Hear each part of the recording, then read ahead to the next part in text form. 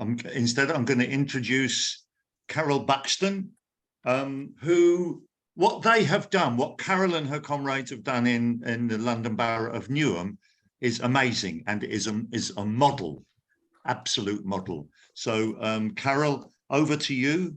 Thank you, Dave, and good evening, everyone. Yeah, I think it's pretty clear now, isn't it, from hearing the speakers, that we're not setting up a mass workers' party this evening. But hopefully we've started the conversation now that will bring comrades together. And that's what we tried to do in Newham. Now, we know that mass workers' parties are formed from struggle. As Felicity outlined, there's lots of models of that, but they have to be rooted in the working class. And I take on board what people said about good people in Labour. There are good people still in the Labour Party, but if I say that in March 2021, the Labour Party left the working class of Newham. They abandoned us, they lied about us, they smeared us. For a long time, we'd been called anti-Semites. And if you'd seen the Labour files, you will know exactly what they tried to do to people like Mehmood. They followed his children to school. They took down our car registration numbers so they knew where we were going, and they racially profiled us in the Labour Party.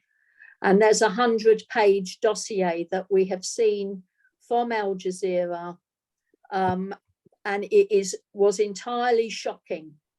Now, when Labour suspended 2 CLPs side by side, which was quite remarkable, and they did it on spurious grounds, we knew that we weren't going to take it.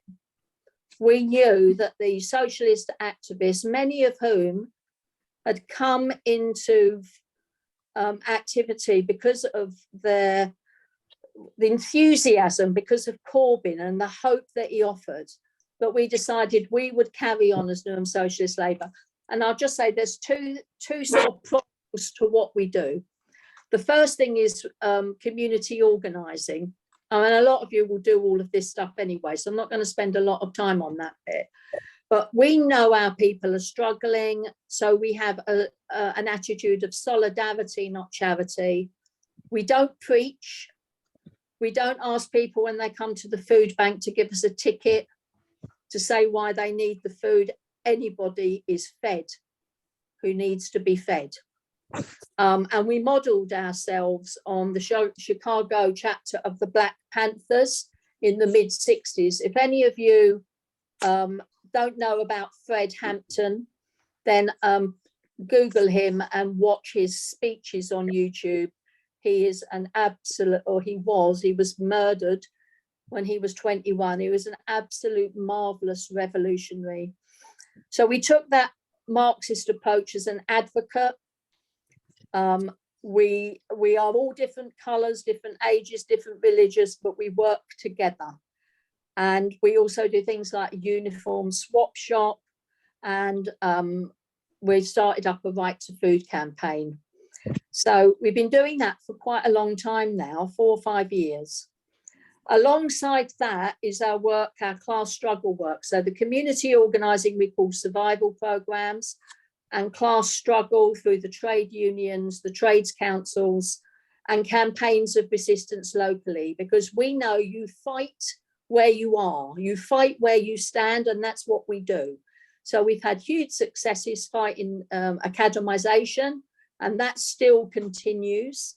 We're fighting to save Queen's Market near Upton Park. Any of you West Ham supporters know Upton Park Tube will know Queen's Market, because it sells, well, it's a very vibrant market. It sells lots of cheap food, lots of food that people from Africa and Asia will go there. They can buy the food that they wish to buy. So, we've been involved in those sort of struggles. We've been involved in stopping evictions, supporting workers on strike. We had a big strike of refuse workers. We supported the teachers, NHS, RMT, all the things that you're doing as well. But we fielded candidates in the 2022 council elections. We worked alongside Tusk.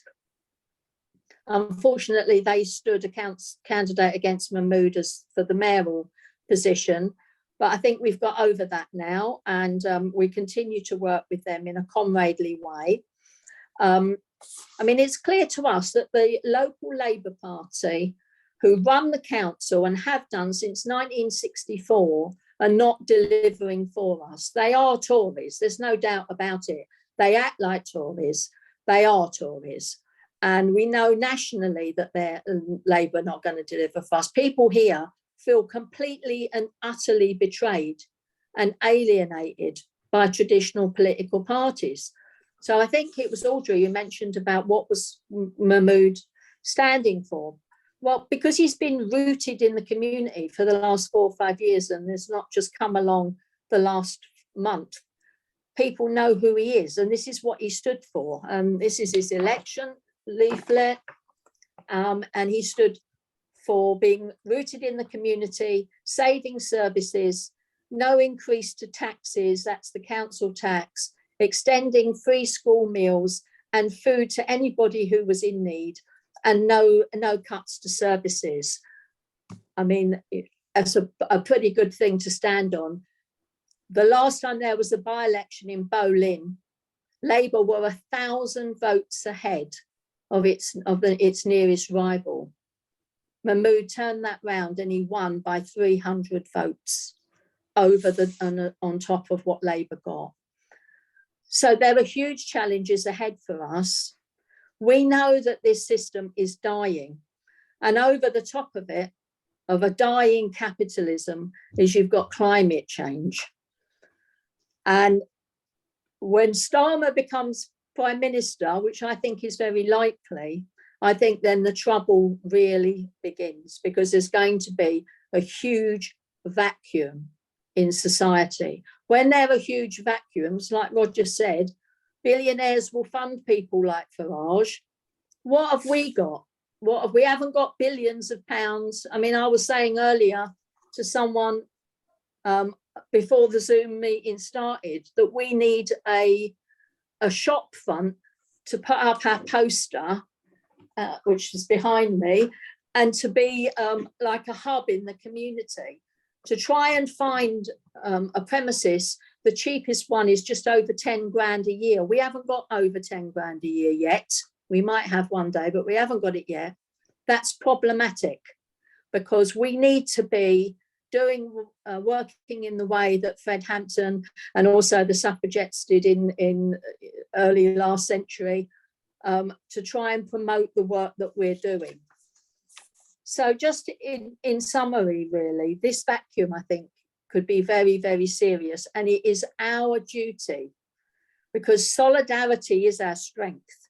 It is our duty to fight in the tradition of Keir Hardie, who was the first Labour MP for West Ham, when I'm in West Ham at the moment, and of Sylvia Pankhurst, who was also in West Ham, and some of the people you most probably would have never heard of, who went on to be leading lights, campaigners in the movement, whose names, mainly women, have been lost to history. We've got to continue to fight and to offer an alternative, because if we fail in this, if we're not there when this vacuum opens up, then I think there will be really, really serious consequences for the working class of this country. And it is our duty to step up and work together. That's it, comrades.